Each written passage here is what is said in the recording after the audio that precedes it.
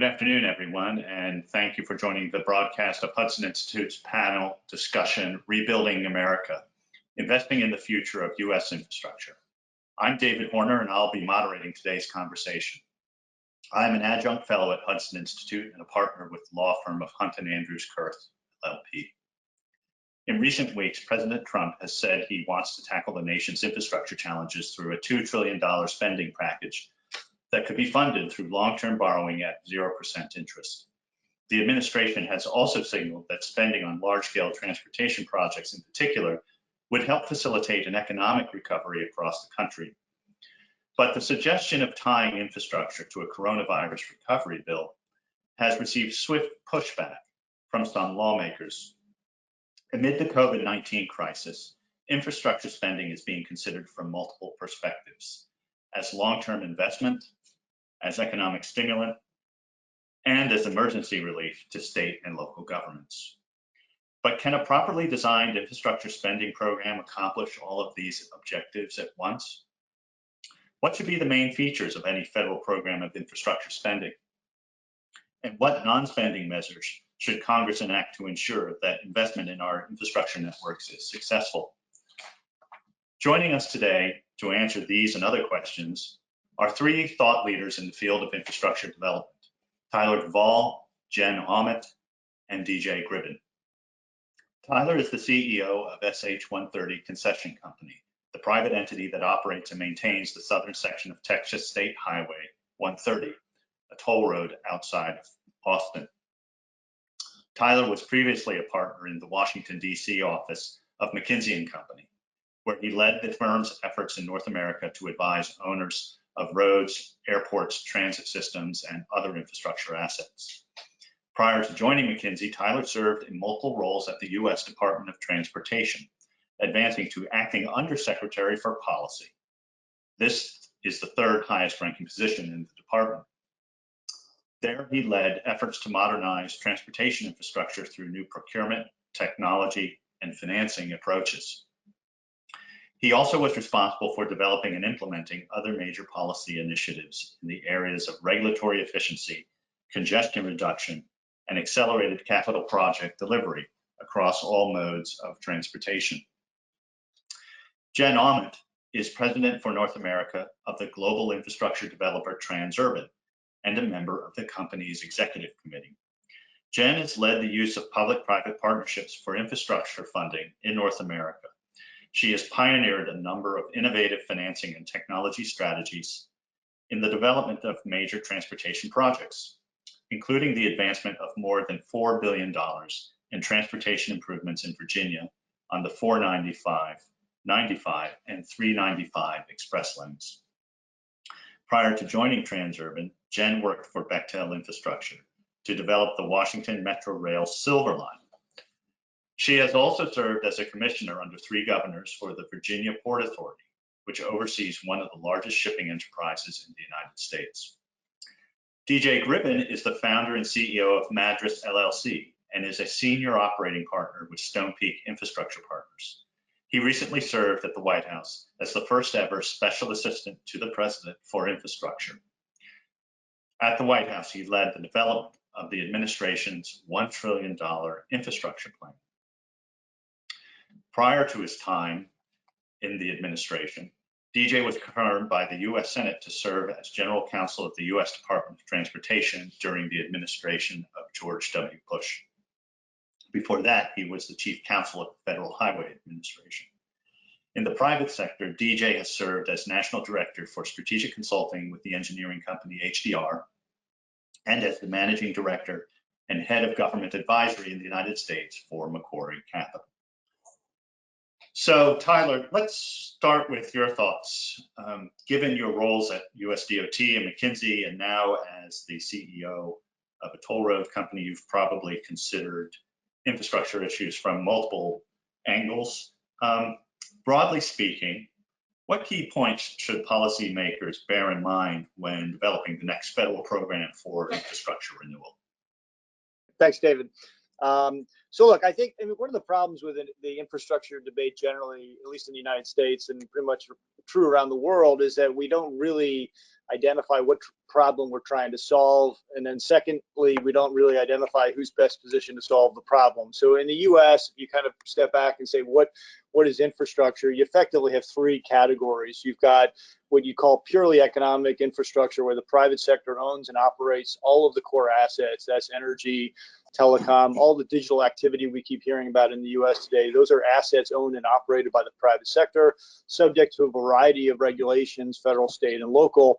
But at the end of the day, the investment decisions, the revenue streams, all of the organizational structure around those asset classes are done in the private sector. So the question there is, okay, do we have a problem, and who's best positioned to solve it? And the answer is going to be different even within that category one. Category two is what we kind of call these hybrid assets, which are transportation, water, wastewater. Obviously, Jen's here. She owns a major private toll road enterprise in the United States. Most of the assets in her asset class are owned and operated by government. So road assets are primarily owned by government in the United States.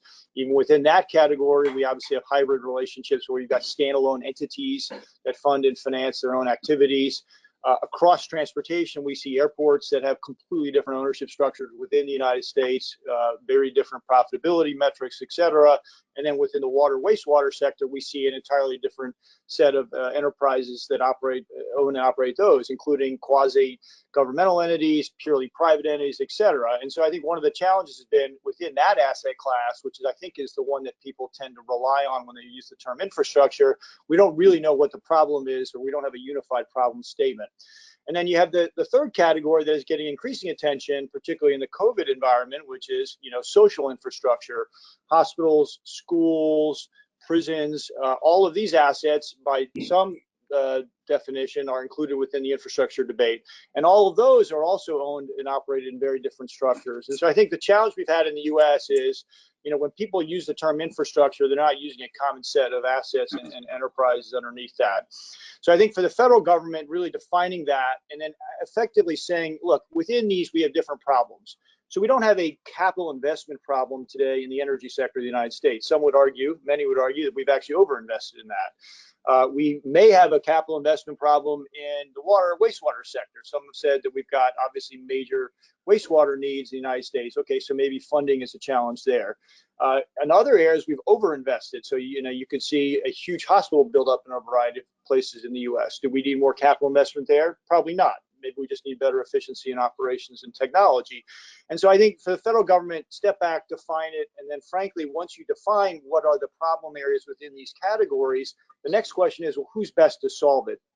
And I think, unfortunately, today we have a further problem where the federal government's role in any of these areas is poorly defined and in fact, evolved through a variety of different interventions over the last 100 years that were not planned, organized, or structured in any way. And so now we're sitting here with, okay, the federal government funds, the majority of highway investments, but state and local governments fund, a huge chunk of that too. Or the federal government funds the majority of capital investments in transit, but doesn't fund any of the operations associated with that. Or the federal government doesn't do anything to fund oil and gas investments, but is subsidizing renewable projects all over the place. So we have this complete hodgepodge of policies in place. And I think it all stems from this primary problem, which is we don't really know what we're trying to fix today. Well, that's a very helpful overview, Tyler, and a great framework for the discussion. DJ, what are your thoughts on that, and how would you account for some of the issues Tyler's raised in the context of federal surface transportation infrastructure programs? Yeah, David, that's a great question. And thank you for having us on this, and thank you for pulling it all together. It's great to be here with Jen and Tyler, who obviously we've all known each other for years and years and years. And just so the listeners appreciate what Jen and Tyler bring to the party, is both of them have an unusual amount of experience in private sector, in public sector, and as you mentioned in your introduction, in terms of operating facilities currently. So this is the perfect time to have this conversation. Not surprisingly, Tyler and I have worked together for years. I agree with everything he just said, and my remarks will also, not surprisingly, mirror what his remarks are. I'll touch on three things quickly. First of all, exactly Tyler's point. What is it we're trying to fix? Secondly, what is the federal government's role, and how can the federal government play in that? And third, because as a think tank, I thought I'd leave the group with a few things that we should think about. We could talk about during the Q&A session as well. So in terms of what we're trying to accomplish, I think it's really three things: jobs, economic stimulus, and better infrastructure policy.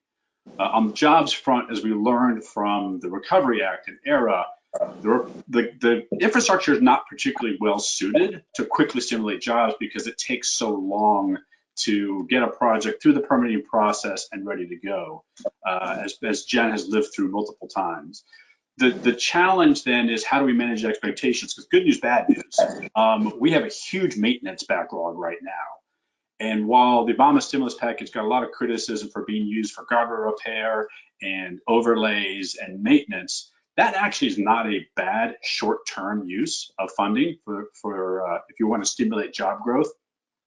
In terms of economic sort of growth overall, it's going to be hard to do it because of the timing aspect, but I do think there's a huge opportunity to create better infrastructure policy, mainly in terms of shortening the permitting process and then allowing projects to move forward more quickly. I was talking to the White House team on Friday about ways they can use experimental authority in the NEPA regs, ways they can use experimental program that Tyler helped set up when we were at Federal Highways in terms of SEP 15. So there are tools out there where, yes, we need to focus on the short-term, immediate crisis that we're undergoing, but I think we can do that in a thoughtful way. And as we do in a thoughtful way, to Tyler's point, it's important to understand what the federal government's role is, what the federal government can do and what it can't do. Because as Tyler noted, the federal government's role in infrastructure, and I'm gonna focus on governmental infrastructure. So Tyler had three baskets. I'm just gonna have two: governmental infrastructure, which is owned primarily by government, and non-governmental infrastructure. When we're focused on governmental infrastructure, the key is that the federal government owns a very small part of that. Tyler, when he was at McKinsey, helped produce some data that we used at the White House that showed ownership by the federal government infrastructure in the US less than 10%. So federal government is really a funder and a regulator, but not so much a project owner. And so with that, it gets complicated because the federal government's involvement in projects can be highly market distorted. We'll talk a little bit about that in the Q&A session. Most people think the federal government involvement is all upside, and like anything in life, there's a bit of a balance here. The third and final point I want is things we should think about. So in this time of crisis, it's especially important that we have clear economic thinking in terms of how infrastructure works and how money works. I mean, I read a lot about we should borrow this money because it's 0% interest, and they say 0% interest like it's a grant. Right? There's a big difference between a loan, even a loan is 0% interest you have to pay back, and a grant. And so you have a lot of responsibility to take around a loan, even if that loan is at 0% interest. In addition, there is this kind of prevailing belief that federal funds are free and they don't come state and local governments, and they're supplemental. And in operations, obviously, all funds come from taxpayers ultimately, and whether they come to infrastructure through a state and local government or have to go to the federal government and back down to state and local governments, the source of those funds is always the same. So just to wrap up, I think it's important, as Tyler mentioned, let's focus on the problem we're trying to fix. Let's understand what the federal government can and can't do. And then let's think about some other bigger thought pieces, ways we need to mentally approach these issues that we need to clarify in order to get the policy outcome we're looking for. Say, Jen, I mean, you, as a senior executive of Transurban, what do you see as the role for the private sector in developing major transportation infrastructure projects? And should we not focus on a role for the private sector when formulating a program of federal infrastructure spending? So David, I think the problem that DJ mentioned that we're trying to fix just got bigger. And so we sure as heck better find a way to better leverage private capital and private innovation to help solve this problem moving forward.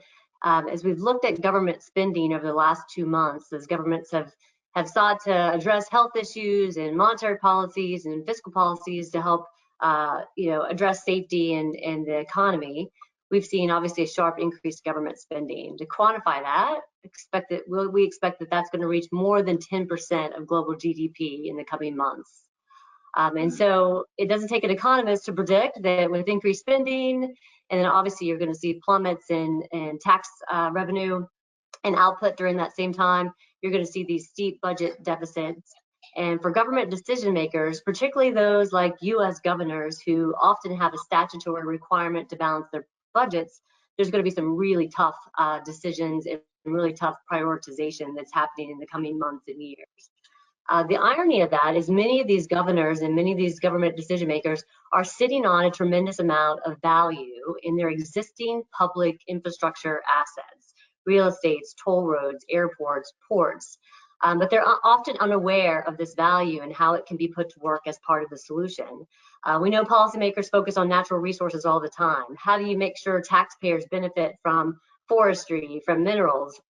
But often, because infrastructure assets aren't representative on the balance sheet and are often not properly accounted, government officials don't see the capacity, the value that they have sitting right in front of them.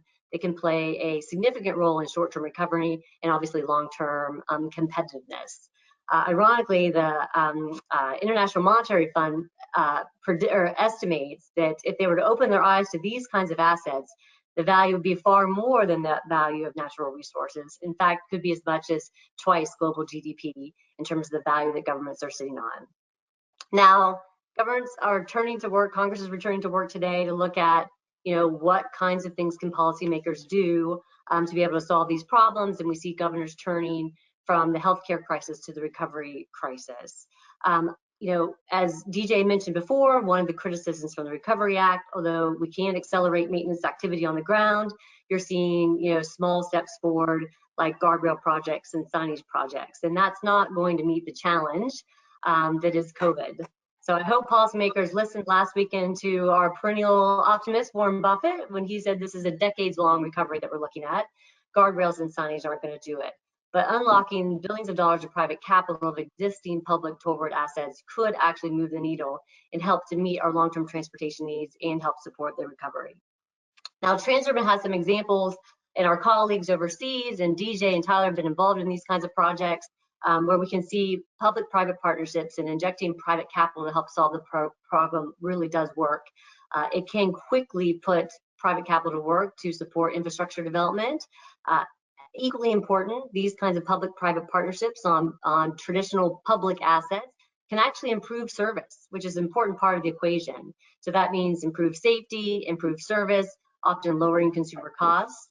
And despite what we may have experienced here in the US with a couple of these transactions, these projects aren't just politically palatable. We've learned in our work in other markets they can be really political wins for government officials that champion this kind of approach. I want to share with you two case studies close to my second home.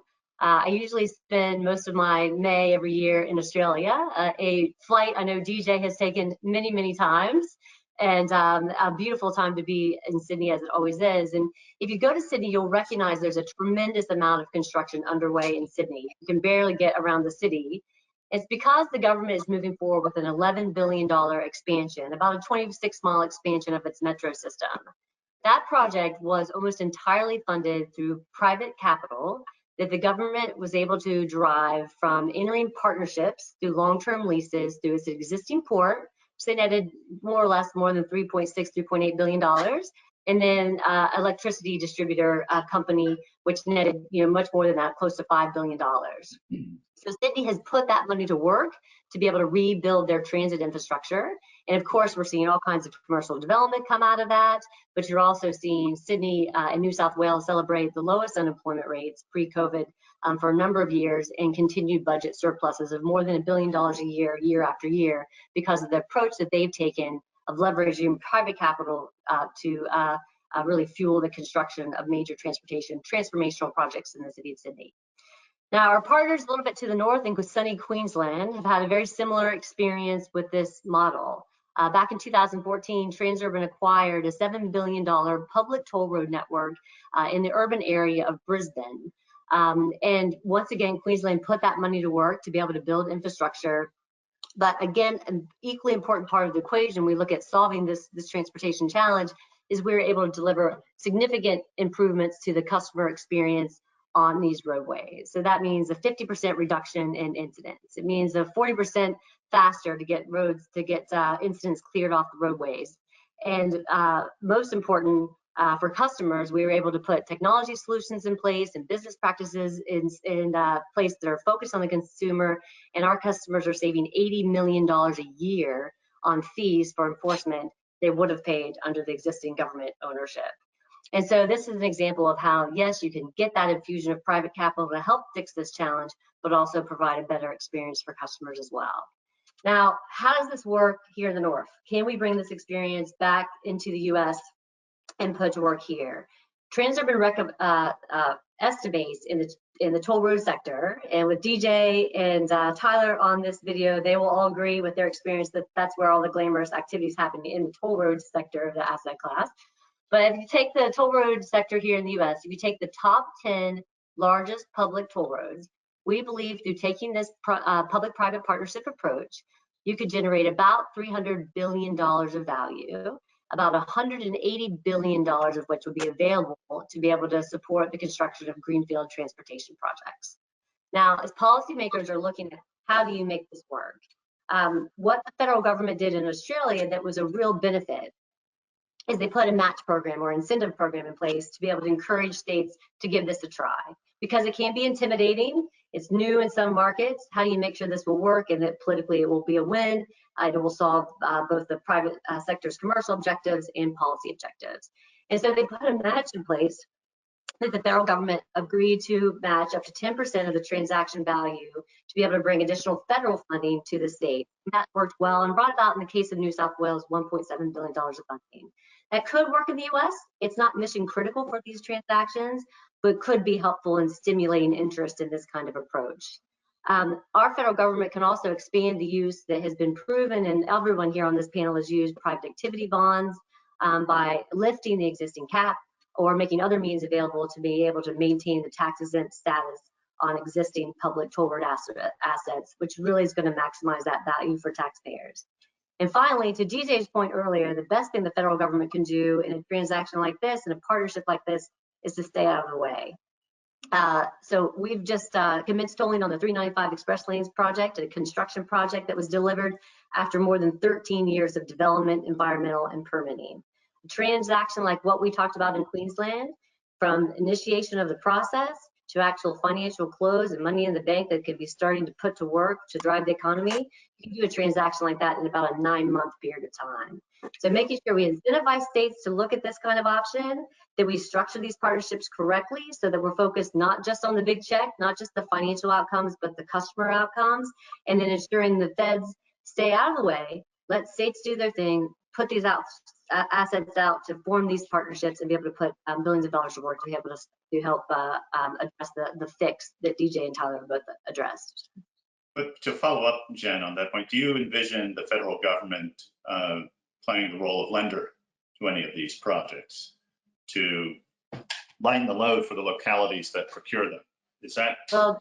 Well, thanks to the work that DJ did and Tyler did in their former lives, we do have some great federal loan programs that can continue to play a role to be able to promote the use of public-private partnerships. Most notably, and I've got I borrowed about $1 billion through Transurban has through the Transportation Infrastructure Finance and Innovation Act program, which is the TIFIA program. But actually, there's a proposal on Capitol Hill now, which is really interesting. TIFIA has always been a great tool to be able to support and bring the best of the private sector and public sector, but it's not really focused on really an economic stimulus kind of mission. But there's a unique opportunity now with more than a dozen years of experience with the program. If you look across TIFIA's portfolio, about $27 billion, $30 billion portfolio, the average interest rate on a TIFIA loan is about 4%. So the TIFIA program, you have which as we thought at the time when we closed the transaction in 2008, we thought that was pretty good. But in today's interest rate environment, it's about 1.38% interest. What the federal government could do in the immediate short term is give the Secretary of Transportation the authority to reset those interest rates of that portfolio to existing interest rates. That could open up about $5.4 billion worth of value that then private sector borrowers could put back into the system to shore up assets that have been affected by COVID, but also to support the construction of new infrastructure projects. So TIFIA always plays a long-term role. The program needs some tweaking, and these guys on the panel, we could talk a little bit about that to be able to ensure they continue to play a role. But they have a very unique opportunity here, and a lot of the state DOTs and trade associations have gotten behind this concept to use TIFIA as a short-term stimulus as well. And one of the other virtues of loans instead of grants is that they don't contribute meaningfully to the deficit. There is that's it, which is on the minds of many people these days. But DJ, speaking of spending, what's your takeaway from the stimulus package of 2009? I mean, is it really the case that transportation spending is effective at stimulus? Yeah, I mean, I think as we talked about before, transportation in the short term is not a particularly effective stimulus because, to Jen's point, in this country, it takes forever to get a project permitted up and going. I think also when you're thinking about federal government spending for non-federal projects, and this is in box number 2 of Tyler's 3 boxes for the highway projects, there are 4 problems with federal government spending. The first is a coupon effect, where because most of the spending for infrastructure that we're talking about comes at state and local level, if there is potential federal spending available for that, what happens is the state and local governments are incentivized then to take a step back and wait to see if the federal government is going to step in and spend money on that program so they don't have to. So that's the first problem. The second problem is one of substitution, and this we saw during ERA, where the federal government stepped forward, put money into infrastructure, and then states took out what they were going to spend and spent it on other policy priorities. And so the net new spending was not nearly as much as if you had federal government added to non-federal revenue. The third challenge is that federal government is really expensive. I love Jed's point about one of the best things the federal government do is on occasion stay out of the way. That's a policy option that's exercised too infrequently currently. But if you're spending federal funds in a highway context, that federal funds come with literally 99 restrictions that attach to those dollars. So those dollars become less impactful, you lose a lot of spending value, and now because you're wrapped in the federal permitting process, your project's delayed as well. And then the fourth and final challenge is that it's a moral hazard, right?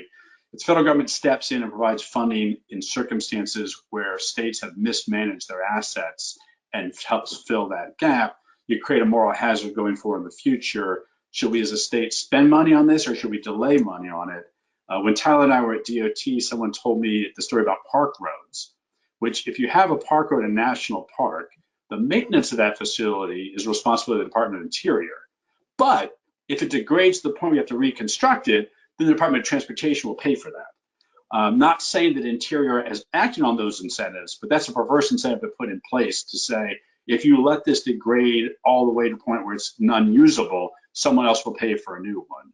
And so that type of moral hazard is embedded in federal funding as well. Well, here's a question for everyone, but really I'll start first with Tyler. Kind of the status quo is so entrenched, right? Where does reform begin? And does it necessarily entail spending? Are there any non-spending measures that Congress can enact in order to rationalize our federal infrastructure program? You guys mentioned abbreviation of regulatory clearance of projects, but is there something at a higher level that we can do? Cost-benefit analysis, for example, lowering the amount of the federal share, et cetera, that can sort of accelerate a renewal or kind of revamping of this program so that it's right-footed and working well. Yeah, so look, obviously people have been trying to reform these programs off and on for a long time. As we said, we kind of set in place this policy apparatus without a lot of thought. It was always just kind of responding to the previous issue. And so we've built this architecture now on the transportation side where we don't have clearly defined roles, responsibilities, et cetera, and the funding allocation mechanisms are not tied to achieving outcomes or returns, as both Jen and DJ referenced. So I think to be successful at reform, you got to start small and you got to experiment. I mean, maybe this is the time where a big bang kind of massive reform comes to fruition. I just, reading the political tea leaves, if we don't have a political consensus around the problem statement, it's hard to see how we have a political consensus around the reform to do something associated with 50 different problem statements. So what I would do is pick the areas where we have the most opportunity for alignment politically. And to me, that's metropolitan areas where the problems are the most acute. You have this integration of rail, bus, and road networks that are not working correctly. You've got these sporadic transactions to save or support each of these asset classes. And to me, I think the biggest opportunity is to unleash metropolitan experiments. You have the technology sector finally playing in transportation in ways that it did not before. So that, the big technology companies are into transportation now, mostly on the autonomous vehicle side, the intelligent transportation system side, but I think increasingly on the asset side as well. And what I would do is define a experimental program for eligibility for up to 5 metropolitan areas. If we want to make funding part of it, we could put in place, for the amount of money we're spending in all these other programs, this would be decimal dust. Maybe it's 10 billion, maybe it's 5 billion, whatever the number is. But it's got to be substantial enough to attract interest and force a consensus in these metro areas. And then I would define a set of outcomes and projects that we think will lead to those outcomes in those areas. And then the toolkit that you referenced beyond funding could include what Jen references, accelerated financing associated with these projects. The other opportunity, as you said, is obviously accelerated permitting and review. I think one big observation when I was at McKinsey, we observed was that the ways in which these projects were getting built was highly inefficient in the U.S. as well. So we could unlock much more productivity in the construction process itself with technologies now available to do that. So I would effectively identify a suite of innovations and outcomes associated with those. 4, 5, 6, something like that, and then have the federal government basically just go tell the states and local governments to go do it.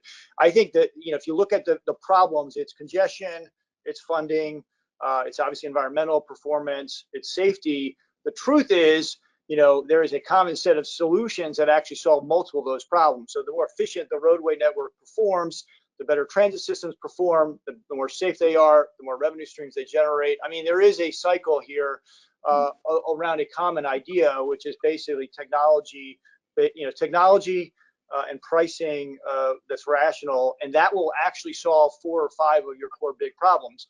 But you need an owner in the metropolitan area. Obviously, New York City was on a path to do congestion pricing pre-COVID. We were joking with some colleagues recently about talking about congestion in New York City now is probably not a good thing to be talking about, but it will return. You've seen that already. If you look at Beijing, you look at some of the cities in Germany already. In Munich, you're seeing congestion spiking.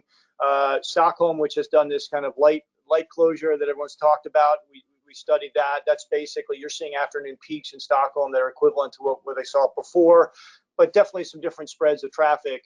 So anyway, bottom line is now is a great time to actually do these experiments, but we've got to get the federal government deciding that it wants to do it. Wow. Well, it strikes me as a bold but heavy lift.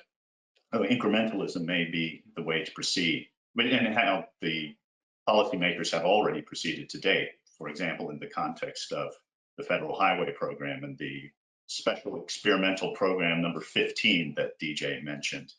But there, you touched, Tyler, on another topic I want to explore with the group, and that is the escalation of construction costs.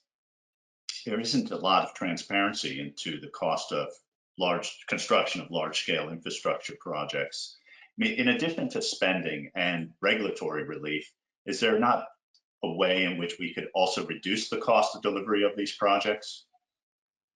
DJ, for example, do you have any thoughts on that question? Oh, I have so many thoughts on that because essentially our current infrastructure market is just broken.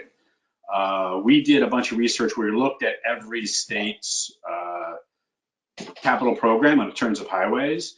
And in some states, you can't even figure out what they spent on a project because you have the initial bid costs, but especially in a design, bid, build environment, costs get change ordered along the way. And so the cost of the project escalates. In some states, you can't even figure out what that escalation was. And what we're trying to do is find a like-for-like comparison of projects across the state, across the country. So for example, what does a mile of highway cost in Texas versus New Hampshire? What does a mile of subway cost? And frequently we're reminded that, well, every project is different and every project is unique. And while that's true, U.S. News and World Report is able to rank universities based on highly subjective criteria. And we literally have no fundamental information in terms of what it costs to build basic infrastructure. And that opaqueness, that lack of transparency, I think directly contributes to the problem that you mentioned, David, which is an unusually high cost of delivering infrastructure in this country. Oh, Jen, Yeah, DJ, I think I agree with you. The last public number that you often see is whatever that number was that was bid during the bid process, and delivery takes years and years and years. You don't see that transparency. And so you have government decision makers who are designing procurements around, you know, what's that number that I open in on that initial RFP, and they're not incentivizing the kinds of technologies or approaches that Tyler mentioned that McKinsey has been studying and recommending, and not really putting these projects in a position where they're positioned to be delivered successfully. I'm really concerned. I always say if Congress did decide to finally address infrastructure and we had $2 trillion to put to work, I think we have two issues. I think I agree with you that some part of the process is broken. Domestic design builders are moving away from large transformational projects. The risk profiles are off. The procurements are focused on the wrong things. And the other issue obviously is workforce, which I know everyone on this call deals with, on how do you make sure you have sufficient workforce to be able to actually address these issues should the revenue come. we have just a few minutes left in this conversation, so I thought I would throw you a curveball. And it's about the repurposing or additional use of transportation assets to improve digital infrastructure in the United States. All of you will be aware that recently the Federal Communications Commission is preparing to roll out a multi-billion-dollar fund to support the extension of 5G networks to rural communities. We have seen multiple state departments of transportation undertake projects to use highway right-of-way as sort of a corridor for installation of backbone networks.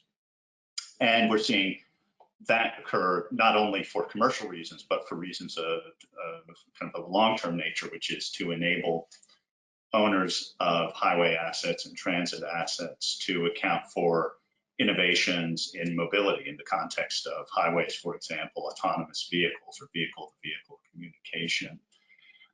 Do you think enough attention is being given today to transportation, surface transportation networks as a backbone or skeleton or route map for installation of digital infrastructure? I'll perhaps start with Tyler. I mean, what are your thoughts there? Yeah, so it's a great point, David. I mean, I think we had obviously a huge build out of fiber in this country, in many ways an over build out. We've kind of caught up to that. I think given what's happening with COVID and basically generally the development of metropolitan areas into ex-urban areas across the U.S., the need for more digital infrastructure is pretty much, you know, unquestioned at this point. So it's just how do we do it? And what are the economic models we use to do it? Yeah, and you know, state DOTs, if I was running a state DOT today, I would step back and ask a pretty basic question, which is, what do I own and what is it worth? And what could we do with it? And I think the truth is they're sitting on a bunch of stranded assets with, you know, which has already been referenced. This is the most obvious category, but it doesn't even need to be 5G for now. I mean, we did an assessment of our roadway in Texas, and, you know, significant underpenetration of just basic cell towers. You know, there's all this dark fiber now that could be activated. I do think we're going to see a shift in, you know, in work patterns. I don't know if it's going to be as dramatic as some, you know, 50, 60% forecasts that I've seen, but, you know, it's going to be, I think, a meaningful shift. In Austin, where I spent a lot of time, it's already 10% of the workforce pre-COVID was telecommuting.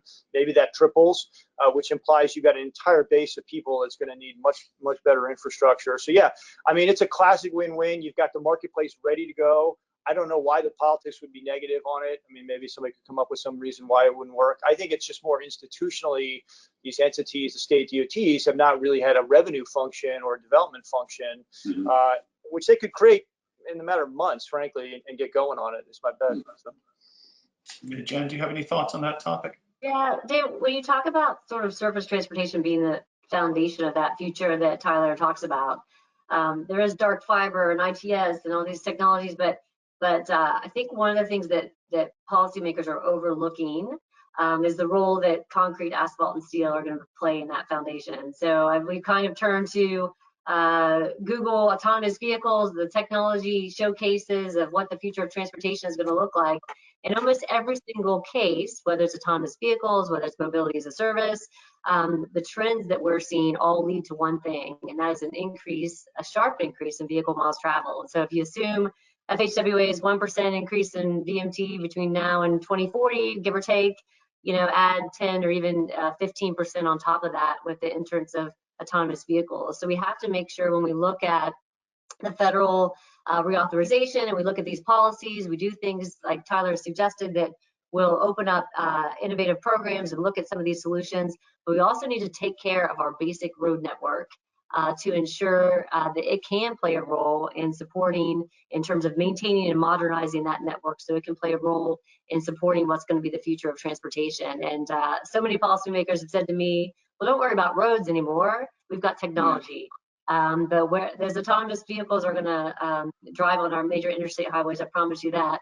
And at the moment, they're crumbling. So that needs to be a big part of the equation. That's a good point. DJ, what do you think about the promise of digital infrastructure based on surface transportation infrastructure?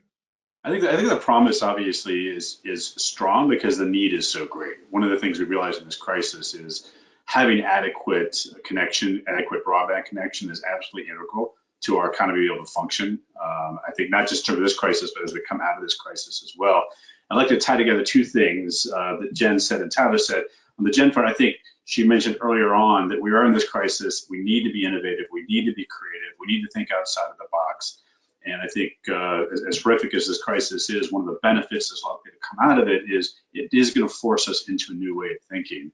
And I really like Tyler's comment in terms of DOTs thinking about revenue.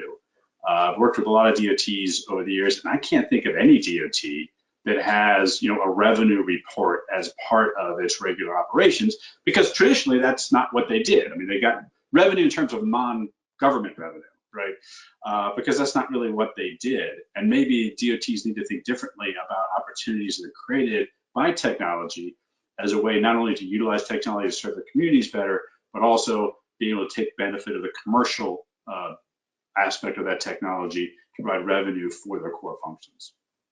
That's exactly right, I think. Let's say last question to the group before we adjourn relates to the role of international capital in development of U.S. infrastructure, and in particular government-owned U.S. infrastructure.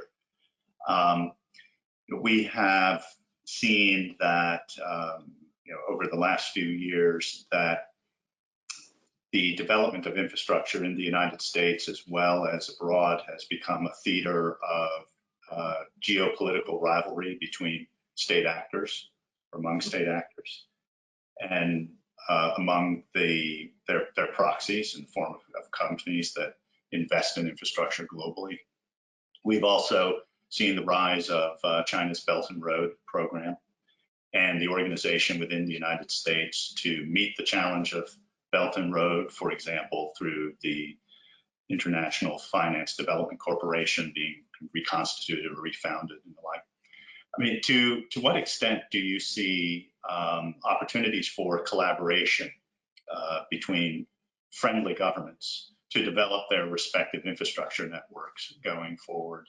Jen, I'll note that Transurban is headquartered in Australia, if I'm not mistaken, and there has been a great deal of policy conversation over the years at high levels within government between leadership of Australian government and US officials concerning the Australian experience of infrastructure renewal.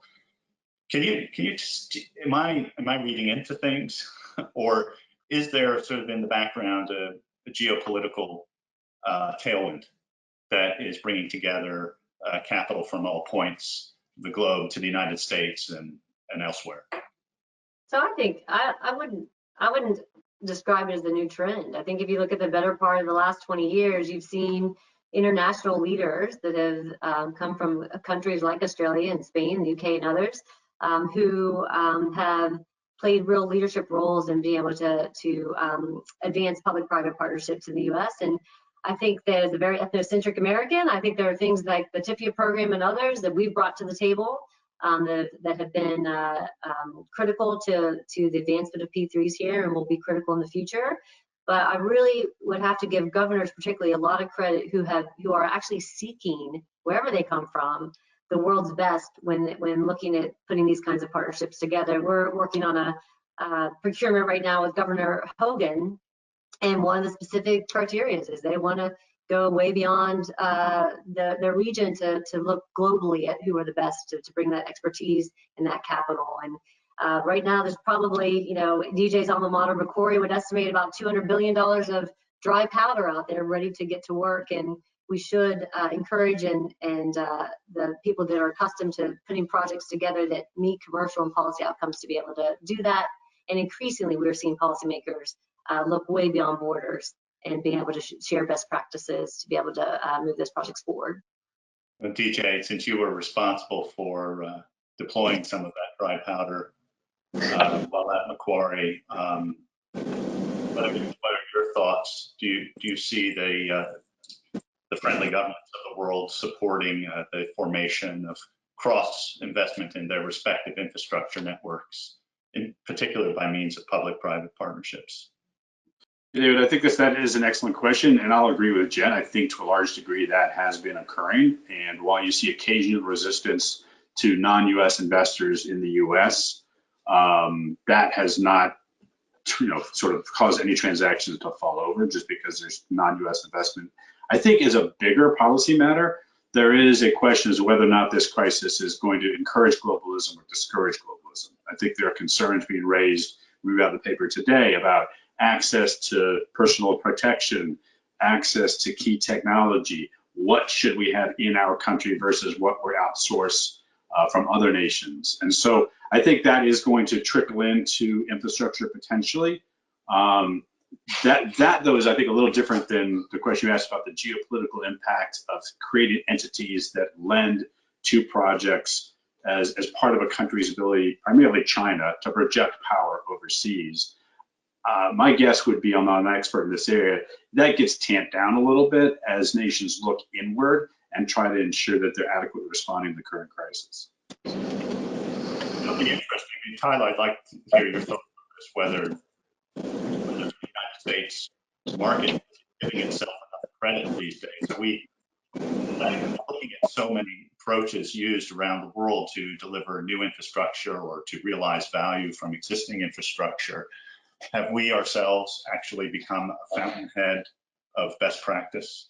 I mean, you were at McKinsey, you literally crossed the United States and the globe, speaking with people about infrastructure. Is the world actually beginning to turn to us for thought leadership, or is it too soon to say?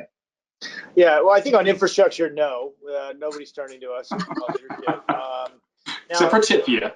Yeah, and part of that is, I think, because, coming out of, just to step back, coming out of World War II, the United States made a policy decision to spend more money than had ever been spent on these kinds of assets. People refer to China's infrastructure development. The United States did that times 2 or 3 over a 25-year period, and was able to get all this stuff done. The federal government rained money on states. States developed their own funds, and we built out more airports and more road miles than anyone in the world. Still have all these assets. So that from an installed base, we've got the best assets in the world.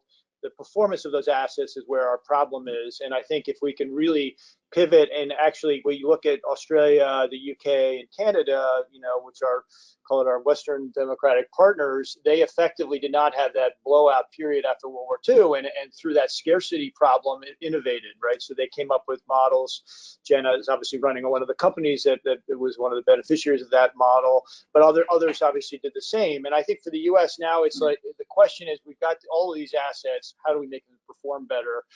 This is where our tech sector, to me, Jen's point is absolutely right about, we're not, just wishing technology out of it is not the answer, but we do have the world's leading technology firms. And I do think if we effectively deploy them along with the, call it the construction industry, which, in the U.S. has stepped out of the civil markets in many ways, and get them engaged. I think you could see, the United States reemerge as a national leader, and it would take less than a decade for the U.S. to become a national leader. And you would see more capital invested in the U.S. than any country in the world by a wide margin if policymakers kind of got the conditions right.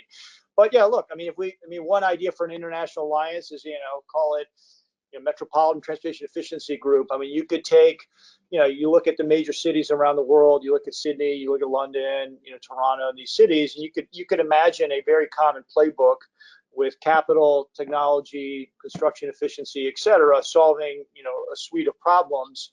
Whether the U.S. leads that, I don't know. They could if they wanted to. Well, thanks for pointing the way, Tyler. I think on that note, we'll adjourn. And I wish to thank all of you for participating and our audience for listening. Have a good day. Thanks.